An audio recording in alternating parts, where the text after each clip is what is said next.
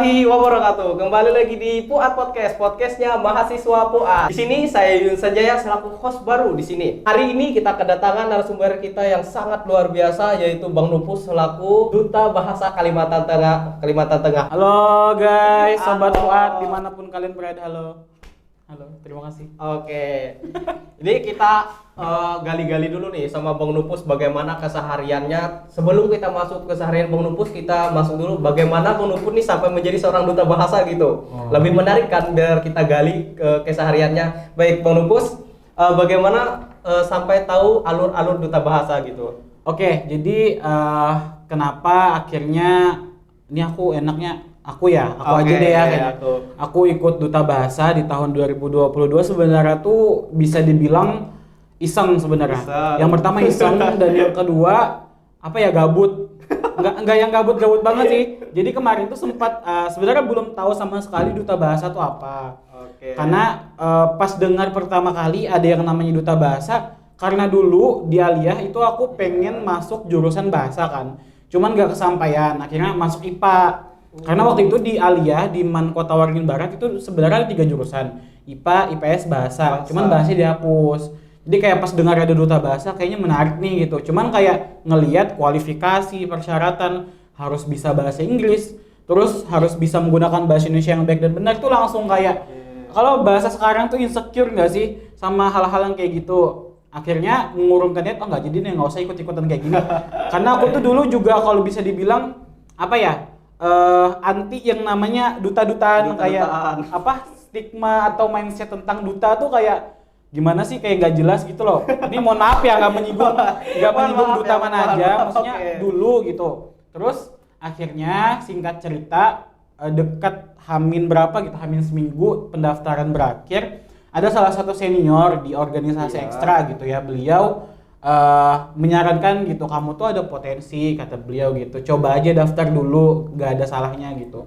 Akhirnya setelah dipikir-pikir, ya udah coba aja dulu. Itulah tadi bahasa iseng kan, coba daftar. Terus ada salah satu syarat di situ harus bisa, bukan harus bisa sih, kayak ditanya bahasa ibu kamu tuh apa. Bahasa ibu tuh artinya bahasa yang kita sejak lahir diajarkan. Bahasa daerah berarti. Ya, bahasa daerah. Karena aku memang terlahir orang Banjar gitu kan, ya memang lahir di Banjar, keluarga semua orang Banjar. Tapi mau nggak mau karena ngewakilin Kalimantan Tengah, ngewakilin Kota Waringin Barat, itu aku bahasanya SKS. Sistem Kebut Semalam. Belajar bahasa Kota Waringin. Kebetulan ada teman yang memang bahasanya dia tuh cukup bisa bahasa Kota Waringin. Kita belajar lah selama 1 minggu full-fullan gimana sih cara perkenalan pakai bahasa daerah, terus sedikit-sedikit gitu. Tahu-tahu pengumuman malah lolos gitu. Luar biasa. Alhamdulillah alhamdulillah bisa lolos kayak gitu. Berawal dari iseng aja sih gitu. Cuman mungkin udah jalannya juga sih. Oke. Tadi tuh dengar-dengar juga katanya belajar ya SKS dari Kota Barat nih Bang. Kota Waringin Barat. Kota Waringin Barat Ya, di situ bahasa yang digunakan bahasa lokalnya apa Bang? Oke. Pertanyaan bagus nih. Karena kalau di Kota Waringin Barat kita kan, kalau misalkan orang-orang nih pada tahu kalau misalkan bahasa daerah Kalimantan Tengah tuh juga jauh-jauh dari Dayak gitu kan. Cuman kebetulan memang alhamdulillah mungkin sebelum dibahas lebih detail nanti ya, di tahun 2022 itu memang salah satu program yang diunggulkan itu yang namanya revitalisasi bahasa daerah.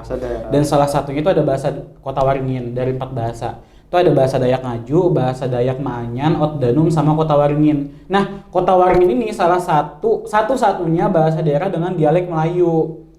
Kalau misalkan kalau orang tahu misalkan ketemu orang Kalimantan Tengah pasti bahasa Dayak nih. Enggak juga gitu, di Kota Waringin ada bahasa dialek Melayu dan itu memang dominannya condong ke bahasa Banjar, agak mirip lah gitu dengan bahasa Banjar. Jadi itu yang aku gunain buat kemarin pemilihan. Ini agak penasaran nih Bang, soalnya berbagai banyak juga nih bahasa dari saya nih dari asal sana.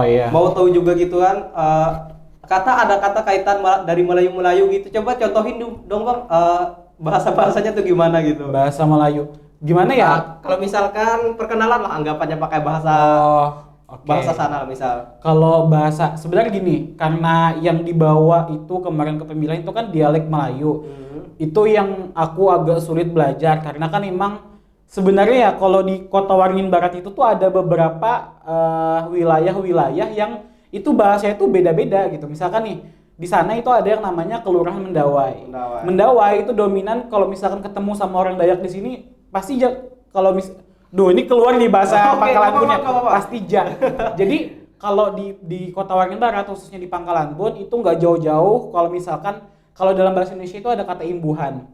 Imbuhan misalkan nah kalau misalkan di bahasa Melayu itu ada kayak imbuhan bah ikam nih ayo dong gimana sih Gimana?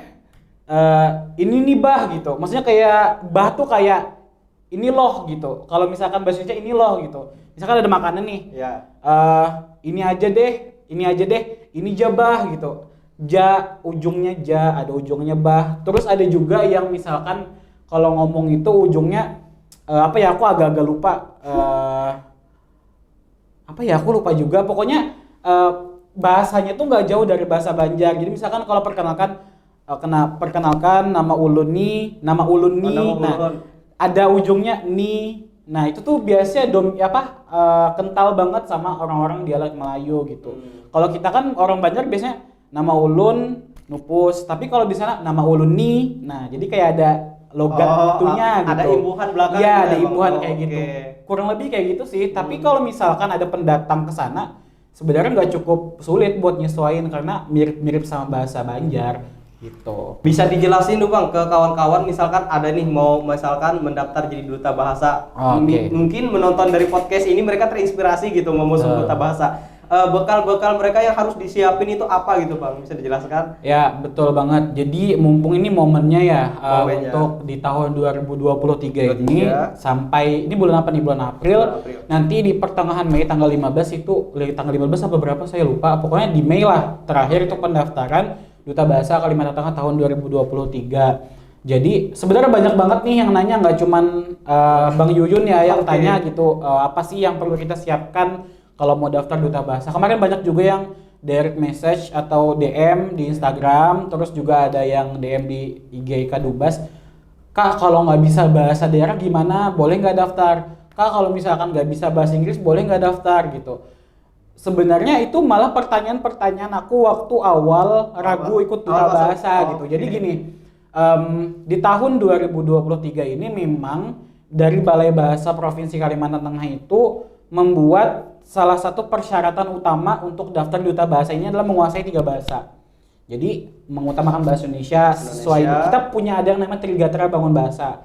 Mengutamakan bahasa Indonesia, melestarikan bahasa daerah, menguasai bahasa asing. Jadi kalau bisa tiga-tiganya ini memang kita bisa kuasai gitu.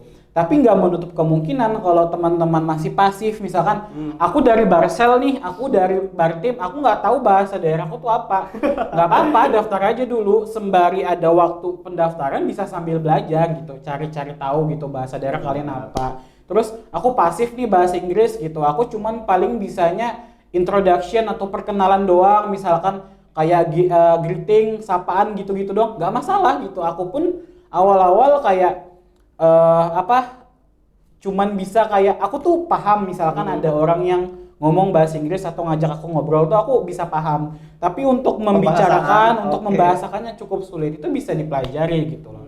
Jadi jangan anggap bahwa daftar Duta Bahasa tuh harus benar-benar profesional dan menguasai ketiga-tiganya, enggak juga. Tapi yang perlu digarisbawahi memang karena ini yang namanya kompetisi pasti mencari yang terbaik dari yang terbaik gitu.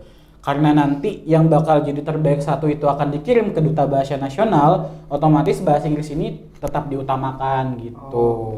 Jadi balik lagi kalau mau daftar jangan ragu, nggak apa-apa daftar aja dulu gitu kan. Rezeki juga kita kadang tahu. Aku juga dari awalnya iseng bisa dapat.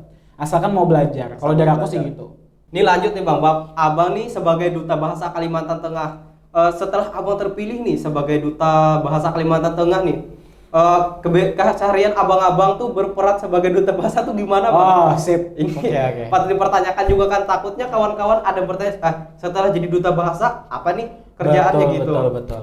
Jadi aku mungkin sedikit meluruskannya. Jadi kata Yuyun kan terpilih jadi duta bahasa. Jadi memang dari 30 tahun kemarin itu yang 30 kepilih tahun. 30 finalis, 15 putra, 15 putri. Dan kita sampai melaju ke grand final itu semuanya dilantik menjadi Ikatan Duta Bahasa Kalimantan Tengah. Semua memang mendapatkan gelar duta bahasa gitu. Kita semua duta bahasanya. Cuman kalau terbaik satu itu bukan aku, takutnya ada yang salah perkiraan. Jadi aku ya sesuai di sini ya kelihatan nggak ya, misalnya Terbaik berapa itu, Bang? terbaik 4. Terbaik Alhamdulillah 4. kemarin jadi terbaik 4 gitu kan. Jadi berkaitan dengan yang ditanyakan Yuyun tadi juga, pasca dari pemilihan duta ini ngapain aja sih gitu. Iya. Jangan-jangan setelah pemilihan malah diem-diem baik, nggak ada dapat apa-apa gitu. Tenang gitu. Kita bicara yang realistis ya gitu. Pasti teman-teman kalau ikut ajang pemilihan tuh pasti nggak jauh-jauh dari cari apa? Uang, benefit, pasti gitu. Kita nggak bisa pungkiri itu pasti diincar gitu. Dan aku mau kasih tahu ketika teman-teman lolos nanti menjadi finalis untuk tahun ini memang yang dicari kalau nggak salah cuma 20, 10 putra 10 putri. Kalau kemarin emang lumayan banyak 30. Lolos sampai ke finalis pun teman-teman bakal dapat uang, bakal dapat pesangon lah bahasanya gitu. Menarik nih. Cuman jadi finalis loh gitu, apalagi masuk 6 besar. Terbaik 6 gitu. Itu memang mendapatkan uang yang cukup lebih. Tapi bukan sekedar di situ aja gitu. Setelah dari pemilihan duta bahasa, Balai Bahasa itu punya banyak program. Setiap tahun tuh Balai Bahasa punya banyak program, entah itu dari konten, kemudian gimana cara kita melestarikan bahasa daerah, terus memartabatkan bahasa Indonesia, itu banyak programnya. Dan dan Duta Bahasa itu adalah perpanjangan tangan dari Balai Bahasa. Jadi kita pasti akan selalu dilibatkan gitu. Dengan catatan kita mau aktif.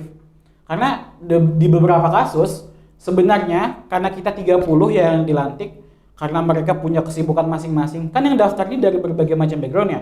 Ada yang sudah kerja, ada yang mahasiswa masih, ada yang masih mau sidang skripsi. Jadi setelah pemilihan, ada yang sibuk dengan kegiatan masing-masing, alhasil mereka nggak ikut terlibat gitu. Misalkan Yuyun nih daftar duta bahasa, nanti kepilih ataupun nggak kepilih gitu kan, rezekinya di mana. Kalau setelah pemilihan Yuyun rajin, maksudnya kayak dari Balai Bahasa calling nih, Yun ada job nih, ada kerjaan nih, datang nih, ada kegiatan, gas gitu, langsung datang. Itu langsung, itu ada benefitnya gitu loh. Dan aku pribadi ya, aku ngerasakan betul, sangat merasakan dampak baik dan dampak positifnya pasca aku mengikuti Duta Bahasa ini adalah relasiku semakin banyak, yang pertama. Dan yang kedua, soft skill atau kemampuan yang ada dalam diri aku, khususnya public speaking dan juga kemampuan puara ya, pembawa acara atau MC, itu ada aja datangnya gitu loh. Jadi kayak ya nggak usah takut lah gitu. Untuk aku nggak berusaha membandingkan antara pemilihan duta lain dan Duta Bahasa ya, cuman karena aku memang berkecimpung di Duta Bahasa, aku tahu di dalam Duta Bahasa gimana ya gitu. Banyak. Banyak. Ini kita masuk lagi, masih membahas tentang Duta Bahasa ya. Kemungkinan dari segi-segi kehidupan kita, misalkan lingkaran mahasiswa nih, bahasa-bahasa yang kemungkinan masih belum baku yang digunakan itu apa gitu Bang, yang mungkin masih dalam benak pikiran para duta bahasa di sana yang mungkin mau diubah gitu, apa gitu Bang? Mungkin pembahasannya masih belum baku digunakan gitu. Oke. Jadi keren ya nih host baru, tapi pertanyaannya tuh ya itulah berbobot gitu. Oke. Jadi kita sebagai duta bahasa itu nggak cuma terbaik 1 sampai 6 ya. Semua finalis itu dituntut untuk menjadi contoh, role model ya Bang ya. Ya, role model bahasa ini. Cuman kan ini duta bahasa ya, aku nggak bisa. Jadi kita tuh paling nggak bisa atau paling kalau bisa dihindari untuk campur-campur bahasa antara bahasa Indonesia bahasa Inggris. Bahkan ketika bersosial media pun kita tuh sebenarnya dituntut untuk menggunakan bahasa Indonesia yang baik dan benar gitu. Jadi kayak ini proses aku belajar, karena dari terbaik 1, 2, 3 aku perhatiin penggunaan bahasa Indonesia yang baik dan benar mereka tuh jauh lebih baik dari aku gitu. Jadi kayak aku contoh mereka, kayak bahkan sebatas bikin cerita Instagram atau Instastory atau cerita WhatsApp, itu mereka menggunakan takarir itu caption ya, bahasa Indonesia. Ya, itu mereka menggunakan caption tuh pakai bahasa Indonesia yang benar-benar baku. Jadi kayak kalau aku sebagai orang yang ini apa sih, kayak kaku banget gitu loh bikin story, cuman tapi ini nggak bisa diabaikan juga. kita sudah mendapatkan gelar duta bahasa dan orang-orang pasti tahu gitu loh. Ih, masa sih duta bahasa gunain bahasanya kayak amburadul, Kayak gitu amburadul. loh. Cuman balik lagi kita bisa menempatkan gitu. Kita coba menempatkan. Kalau konten seperti ini cocoknya pakai bahasa seperti apa gitu. Jadi nggak selamanya kita harus Pakai bahasa Indonesia Ya gitu. nggak juga gitu. Oh, Karena kan oke. salah satu tugas dari salah satu tugas dari duta bahasa ini benar-benar untuk memartabatkan bahasa Indonesia. Makanya kita sering kalau lagi ke Hari Bebas Kendaraan atau Car Free Day Car Free Day. di apa namanya Bundaran Besar, itu kita sosialisasi kayak tanya-tanya gitu. Tahu nggak kalau misalkan HP yang kalian sering pegang 24 jam tuh bahasa Indonesianya apa? Masih banyak nggak tahu. Ada yang tahu telepon, padahal itu kan gawai gitu kan. Itu telepon genggam tuh gawai. Gawai. Terus misalkan kalau misalkan kalian suka ngonten nih, biasanya ngomong upload dong upload gitu. Itu tuh sebenarnya bahasa asing gitu. Apa sih bahasa Indonesianya? Kirim, masih banyak nggak tahu. Padahal kirim. unggah gitu. Unggah. Dan jadi apa ya bahasa-bahasa di KBBI yang sesimpel itu yang perlu kita coba sosialisasikan. Sekecil itu aja sebenarnya. Gitu-gitu sih sebenarnya. Oke. Ya kan kita ini anggapannya mau ngasih tahu yang benar gitu. Terus respon mereka itu gimana, Bang? Oh, sejauh ini sih ketika kita wawancara atau sosialisasi ke lapangan itu nggak ada yang respon gimana-gimana. Mereka apa ya menyambut dengan baik aja gitu kedatangan kita, bahwa karena kan kita sebelum tag juga nggak langsung Kak bahasa Indonesia ini apa, kan enggak, kita briefing Benar-benar. dulu gitu di awal, Kak kita mau tanya-tanya ini nih gitu, nanti Kakak jawab ini ya, atau nggak tahu, kalau nggak tahu nggak apa-apa gitu. Dan setelah dari itu mereka, oh iya ya Kak, ini baru tahu ternyata kayak gini. Jadi mereka merasa kebantu juga. Ya walaupun setelah dari itu mungkin mereka kembali ke bahasa seperti biasa gitu. Gitu aja. Sangat luar biasa ya peran duta bahasa kita Iya. dalam mengaplikasikan Betul. kebahasaan kearifan lokal. Kearifan lokal ya Bang namanya Bang? Atau gimana? Ya kalau ya bisa sih salah satu Oke. kearifan lokal. Cuman kalau nama programnya itu revitalisasi bahasa daerah. Revitalisasi bahasa daerah, Bahasa pembaharuan daerah. bahasa daerah. Jadi ini tuh program dari Pak Nadiem, program dari Menteri Pendidikan kita, Merdeka Belajar. Tahu Merdeka Belajar kan? Iya, tahu. Nah, salah satu program Merdeka Belajar itu ada yang namanya program revitalisasi bahasa daerah. Jadi gimana caranya kita memperbaharui, kemudian melestarikan bahasa daerah, khususnya Kalimantan Tengah. Apalagi kemarin sempat kita di tahun kemarin itu di bulan Agustus, bulan apa? Aku lupa. Bulan apa, Bang? Lupa. Pokoknya tahun 2022 kemarin kita ada program revitalisasi ke berbagai macam kabupaten di daerah gitu. Salah satu Ketawaran Barat kemarin. Jadi kayak itu menghadirkan berbagai macam guru bahasa daerah, kemudian bahkan penutur asing bahasa daerah kita hadirkan juga gitu. Bahkan jadi ada beberapa keresahan masyarakat ketika mengatakan bahasa daerah itu tuh penuturnya tuh udah mulai Terkikis. Ya mungkin salah satunya Oke. itu. Jadi kayak memang berkurang gitu loh. Maksudnya kan penutur asli ini kan udah pada tua gitu loh. Maksudnya kalau nggak diajarkan ke yang di bawah, sayang gitu. Nggak ada lagi penutur aslinya gitu. Itu sih yang coba. Makanya kita coba buat gimana caranya khususnya bahasa Kota Waringin itu bahasa lokal. ya, bahasa lokal lah ya khususnya itu tetap bisa diajarkan misalkan di mata pelajaran. Kalau dulu tuh aku di SD atau di SMP ya ada mata Di pelajaran mulok. Mulok benar Itu sekali. mulok itu kan bahkan aku lihat di SD-nya adik aku kemarin itu pelajarannya tuh udah hampir nggak ada bahasa daerah gitu loh. Jadi kayak itu yang perlu kita tetap ini. Gitu. Dikembalikan lagi. Dikembalikan Oke. gitu. Ini pembahasan tadi ada yang mengenai apa pembaruan bahasa itu maksudnya secara jelasnya itu gimana Bang? Ini kan ada 3 bahasa nih. Maksudnya dalam artian pembaruan itu di dalam lokalnya itu pembaruan bahasa jadi di tempat sana itu dilestarikan atau bahasa Indonesia ini tetap dicantumkan atau gimana Bang? Oh enggak, jadi untuk program revitalisasi bahasa daerah ini memang fokus ke bahasa daerahnya, tapi tidak mengenyampingkan bahasa Indonesia. Tetap kita harus menggunakan bahasa Indonesia yang baik dan benar. Baik dan benar. Tetap mengutamakan bahasa Indonesia gitu. Dan sebisa mungkin kita menguasai bahasa asing karena kita bersaing di dunia luar juga tetap bahasa Indonesia bahasa Inggris kan bahasa internasional gitu. Nah, untuk bahasa daerah ini sebenarnya kita lebih ke contoh di KBBI itu ada di Kamus Besar Bahasa Indonesia itu ada beberapa kosakata atau bahasa daerah itu yang belum masuk memang. Jadi kayak misalkan nih kayak kalau kita buka bahasa daerah A misalkan di Wikipedia nggak muncul. Biasanya itu kayak salah satu caranya kita supaya muncul gitu loh di searching atau di pencarian gitu loh untuk bahasa daerah tertentu. Jadi kayak di Kalimantan Tengah ini loh nggak cuman bahasa Dayak, nggak cuman bahasa apa sih bahasa di Kalimantan Tengah tuh dominan kan Dayak gitu. Tapi kalau kita perhatikan ada juga bahasa dialek Melayu gitu. Oke. Itu tapi tetap ngutamain bahasa Indonesia bukan berarti harus bahasa luar gitu kan Bang? Iya. Karena kan kita juga dalam tahap menginternasionalisasikan bahasa Indonesia. Bahkan bahasa Indonesia sekarang tuh udah menjadi mata kuliah di Harvard loh. Benar sekali. Nah, kemarin itu ada baca berita gitu. Iya, jadi di luar sana tuh sudah ada beberapa kampus dan sekolah yang memang sudah mengajarkan bahasa Indonesia. Jadi kita harus bangga gitu sama bahasa Indonesia. Jangan-jangan di luar belajar bahasa Indonesia, sedangkan kita di sini tidak memudayakannya gitu, masih menggunakan bahasa campuran lebih baik. Betul. Kan kemarin berita yang baru-baru masuk itu di Malaysia kan, gubernur atau apa Bang yang bahasa aslinya itu takut terkikis oleh bahasa Indonesia gitu. Iya, ada sempat ramai kemarin. Iya, itu ramai diperbincangkan kemarin. Karena apa ya? Urusan kisruh antara dunia pertetanggaan antara Malaysia dan Indonesia ini sebenarnya nggak ada habis-habisnya. Mengklaim lah batik segala macam gitu kan. Sebenarnya nggak mau nyinggung sana.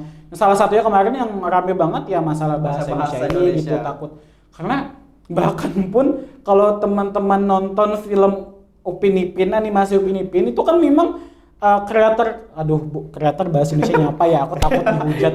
Ini kayak para tahu nggak sih kreator para penggiat kontennya, mereka produksi itu rata-rata orang Indonesia kan gitu. Jadi kayak bahkan kalau kita dengar antara Upin Ipin yang dulu sama yang sekarang itu kental banget gitu, bahasa Indonesia tuh banyak kayak banyak kecampur bahasa Indonesia udah gitu. Karena memang penuturnya dari kreatornya itu memang bahasa orang Indonesia gitu. Jadi ya biasalah kalau misalkan ada hal-hal konflik kayak gitu. Ini kemungkinan dari kawan-kawan nih bisa untuk lebih lanjut lagi, Bang Nupus mungkin menyampaikan bekal-bekal tambahan nih untuk mempersiapkan, siapa tahu nih ada yang mau lanjut daftar duta bahasa. Mungkin Bang Nupus ngasih tips kah atau dari segi persiapan kalian, dari segi mau masuk duta bahasa bagaimana gitu. Oke, silakan Bang Nupus.